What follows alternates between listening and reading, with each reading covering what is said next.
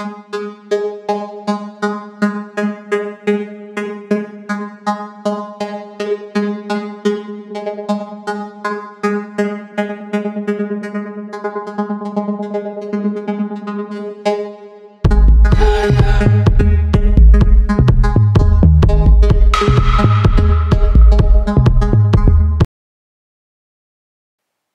bienvenue sur Cocotte TV pour une nouvelle vidéo de présentation. Aujourd'hui, on le voit un peu, nous avons une boîte blanche. C'est une machine portable, un ordinateur en provenance de chez Huawei, le MateBook ou MateBook 16, à ne pas confondre avec le MateBook D16 qui vient remplacer justement.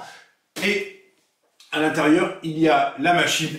Encore une fois, Huawei ne fait pas comme tout le monde. On va voir ça sur l'autre table. En attendant, on se concentre sur le bundle.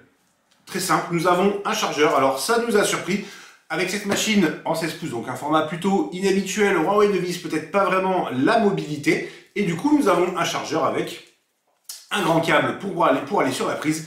Et la puissance est de 135 watts, c'est quand même relativement élevé. Alors qu'en termes de configuration, nous sommes à l'intérieur sur un processeur AMD, un Ryzen 5800H.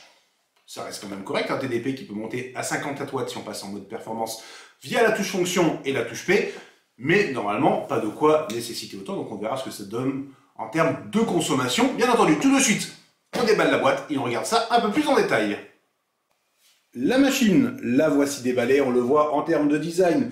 Nous restons fidèles à la série MateBook, ça rappelle le 14S passé à la ferme précédemment, le 13 AMD que nous avions passé il y a un petit moment. Bref, c'est simple, c'est efficace, nous avons un châssis entièrement aluminium, d'une épaisseur d'environ 18 mm. Le poids est de 1,99 kg, on va donc dire 2 kg. Forcément, c'est un peu plus lourd, on n'est plus tout à fait sur de l'Ultrabook.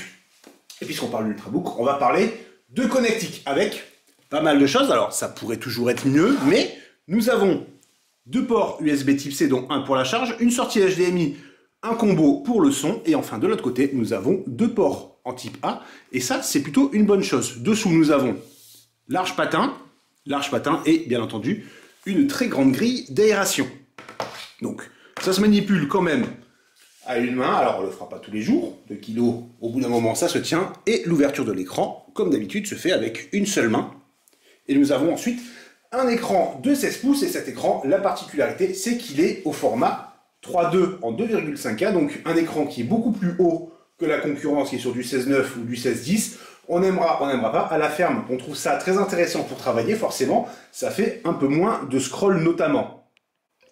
L'écran, c'est une dalle IPS avec une occupation de l'espace de 90%. Nous avons une résolution, donc on l'a dit 2,5K, ce qui fait du 2520 par 1680. Et comme sur le 14S, nous avons une luminosité maximale de 300 nits avec une couverture à 100% de l'espace RGB et un data E moyen de 1 sur 1,0 et quelques milliards de couleurs avec un contraste de 1500 par 1. Bref, normalement, l'écran est propre s'il est proche du 14S, on verra ça lors du test. On retrouve la petite couverture pour le clavier qui va protéger l'écran des marques, et c'est peut-être une petite déception, 16 pouces, forcément plus grand que le 14, mais on retrouve à peu près le même clavier. Alors on dit à peu près, pourquoi? Parce que la caméra au-dessus de l'écran qu'on ne voit pas a disparu, et elle retourne comme sur les versions Pro dans le clavier. Alors c'est intéressant en termes de sécurité. Par contre, effectivement, on est filmé par-dessous, ça déforme l'image, ça met en avant le double menton et compagnie. Mais bon, là, c'est une position, on aimera, on n'aimera pas. Chacun a son avis sur la question. Bref, en termes de clavier, c'est donc un modèle réduit. Et du coup, on retrouve le son sur le côté. Peut-être qu'on aurait aimé quelque chose d'un peu plus large afin d'avoir un pavé numérique. Mais comme nous sommes sur un format en 3.2, effectivement, le clavier au niveau du châssis reste plutôt réduit. Peut-être qu'il n'y avait pas forcément la place, sauf à réduire les touches. Là, ce sont des choix qui se discutent. En revanche, au niveau du touchpad, on le voit, il est large, il n'y a pas grand-chose à dire. Et sur le côté, on retrouve toutes les infos NFC si jamais on a d'autres périphériques, d'autres appareils, téléphones, tablettes Huawei compatibles qui vont permettre de faire du transfert d'informations, d'envoyer directement sur l'écran, pourquoi pas l'écran du téléphone, etc. Au niveau du processeur, nous l'avons dit, nous sommes chez AMD avec un 5800H, on peut avoir aussi du 5600H. Le TDP est réglable à condition qu'on reste sur secteur avec un minimum de batterie, 16 Go de mémoire, un SSD NVMe bien entendu de 512 Go. Le tout pour, et c'est la grande question, on n'en a pas parlé plus tôt, Le tarif, pour l'instant, nous ne l'avons pas. On le mettra dans la description très rapidement. C'est tout pour aujourd'hui. On vous souhaite à tous une excellente journée.